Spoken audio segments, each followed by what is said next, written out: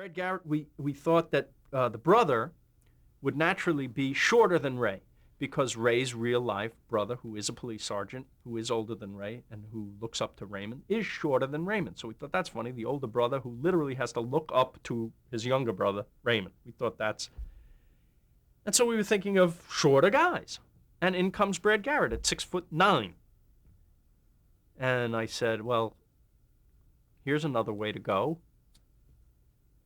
And he read, and he's got that voice, and right away you drop dead laughing. So that was easy. I think he was the first person cast after Ray. That was very easy. Brad, affects a voice for the character. He really doesn't speak that way. He has a marvelous sense of comic timing and incredibly great facial expression. If you saw him play Jackie Gleason in that TV movie, this was a brilliant performance. I've seen a lot of guys play famous people, and it's a trap. It becomes an imitation. But Brad became Jackie Gleason. I mean, watch that tape. That's uncanny. You forgot that you were watching an actor, and you just thought, the soul of Jackie Gleason is here. There's very few people who can do that. He's a great actor, and he's hilariously funny. Again, my favorite thing, maybe my favorite thing in the show, if I was to pick a favorite element of the show, is after he's insulted, which is every show, just going to his face. Just his facial expression. Because this is what killed me when I was 10 years old watching All in the Family. Edith would start talking, and they just cut to a close-up of Archie's face. Right? You knew what he was thinking. And once you know what the characters are thinking, this is gold. This is where we live. They're in your head. They know what you're going to say before you say it. They know what you're thinking. In fact, we cut lines out because their face already said it. Their face is telling us what's going on. And that's a much richer laugh, because we're connected with them without words even. We know them. So it's very strong, that bond.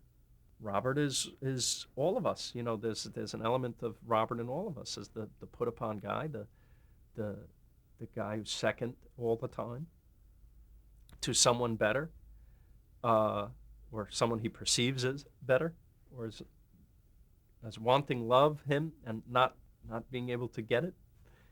I saw an interview once with John Cleese, and he said that the most popular character, they did a study, was on Fawlty Towers, was Manuel, because he was the character with the least amount of power. And it turns out that this is always the audience favorite. Art Carney, Ed Norton. The character with the least amount of power, the character that's getting pushed around. This is who we identify with the most, because this is who I think at rest we think we are. When alone at night, when we have our insecurities, we are that guy. Nobody loves me. Everybody loves Raymond. I think it's a very familiar and understandable, relatable relationship because they are brothers. We've many times shown when push comes to shove, they would do anything for each other. It's very sweet. And at other times they hate each other so much they come to blows. That's brothers. And it's best friends, and it's a relationship that we all understand and have. If we don't have a brother or a sister, we have that best friend that's, there's a little bit of